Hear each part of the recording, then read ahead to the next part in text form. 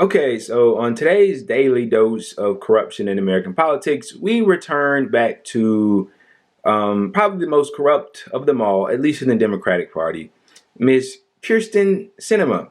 So this is an article from Politico that details the following. Sinema's raking in cash from MLMs, multi-level marketing businesses. They want to kill her party's labor bill. So the article goes as follows. They've been derided as spruced up pyramid schemes, companies that incentivize their own customers to become salespeople for products. Now these so-called multi-level marketing businesses are flexing their muscle, or are flexing their political muscle, and they're turning to one lawmaker in particular to protect their agenda, Senator Kyrsten Sinema. The Political Action Committee associated with Alticor, the parent entity of the health, home, and beauty company Amway, gave $2,500 to Arizona Democrat in late June, as did the PAC for Isagenix, an Arizona-based business that sells nutrition, wellness, and personal care products. New Skin Enterprises and other personal care and beauty company gave $25,000 that month, as did USANA Health Sciences, which sells similar products in April. Richard Raymond Rogers, the executive chair of Mary Kay, a Texas-based cosmetics company, gave $2,500 to Sinema. Herbalife, which also sells nutritional supplements, gave $2,500 in July. All are affiliated with the Direct Selling Association, a trade group that promotes multi-level marketing. The donations don't track usual political alliances. Alticor is owned by the DeVos family, one of the biggest founders of Republicans and conservative causes, and on some occasions, they appear to be rare forays into national politics for the donor entity. Sinema is the only federal lawmaker that the Isagenix and New Skin PACs have given to this year.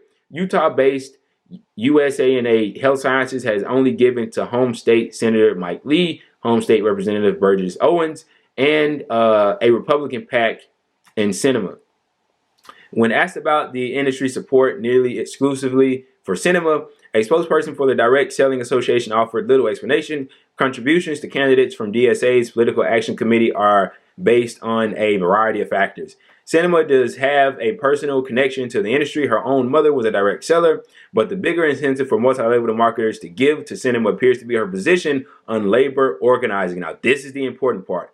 The companies face an existential threat from the Pro-Union Protecting the Right to Organize Act, which is the PRO Act, which would make it more difficult to classify workers as independent contractors. According to one industry source, the bill has become the driving issue since Democrats took control of the White House and both chambers of Congress. And Sinema is one of, if not the only, Democratic allies in the Senate. Unions have pushed for some of the Democrats' priorities in the PRO Act to be inserted into the reconciliation bill, but for the most part, the marquee labor bill has languished before Congress since passing the House in March. Sinema's fellow Senate moderate Joe Manchin has already signed onto the legislation, leaving just 3 Senate Democrats who have yet to co-sponsor the bill: Sinema, Mark Warner of Virginia, and Mark Kelly of Arizona. Warner signaled his support for the PRO Act at a rally in Virginia on Monday, and Kelly has said he supports the bill broadly speaking, though he wants to see some changes, including the provision related to independent contractors, according to a Democratic Hill aide.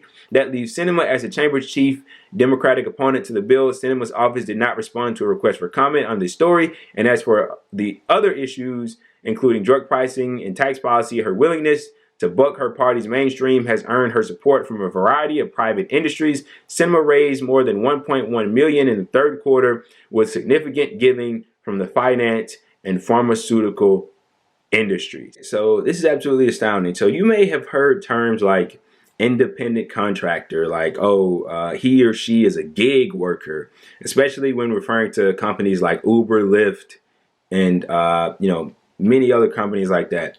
Essentially, the play is the following.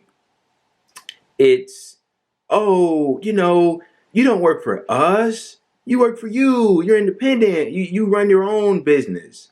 Essentially, what that is it's a way for these different companies, these different MLMs and what have you, to screw over their workers, essentially, and deny them certain rights and accesses to certain things because they don't work for us. They're not our employees. We don't have to provide for them health care or decent, salaries. No. They work for them. It's not, no. We're definitely not preying on them and robbing them, and refusing them benefits. No, they work for themselves. They don't work for us.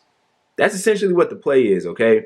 And if you really want to understand MLMs and how they can be very deleterious and dangerous, I recommend you to go watch this documentary on Amazon Prime. It's called Lula Rich. I've watched it. It's actually really good. But anyway, so Kyrsten Sinema is taking loads of cash from these people, and she's doing their bidding. She's opposing the PRO Act, which would heavily incentivize unionization, and it would really bolster the working class of this country. And notice something. Notice how it's like they're centered towards her. So like she's the only one that's really receiving donations from these people. Guys, they don't have to give money to every single senator or every single House member. With the margins being as thin as they are, they don't need to get like one or two. And in this case, just one. Like she's the only one that they need. And she opposes the PRO Act. And look, I'll just tell you the harsh reality. We're not going to get the PRO Act. We're not going to get it. Okay? It's too good to be true. And I'll just read you a little bit of what's in the PRO Act. So this bill expands various labor protections related to employees' rights to organize and collectively bargain in the workplace. Among other things, it revises the definitions of employee, supervisor, and employer to broaden the scope of individuals covered by the Fair Labor Standards. 2, it permits labor organizations to encourage participation of union members in strikes initiated by employees represented by a different labor organization.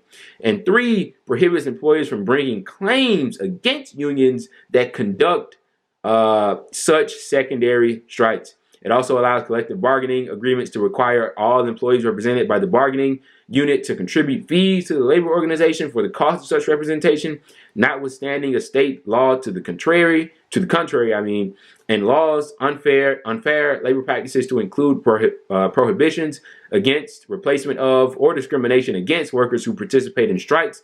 Look, it goes on. It goes on, but it's a really good bill. It's a really good bill, and it's a shame that we're not going to see the benefits of it. Unions and workers together have been beat the fuck down in this country for so long, and it's still happening.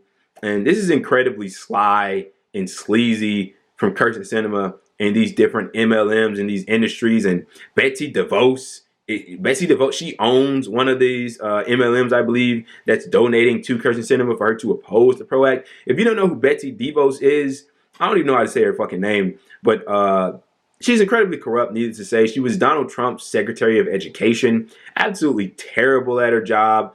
Absolutely horrible. Once again, insanely corrupt.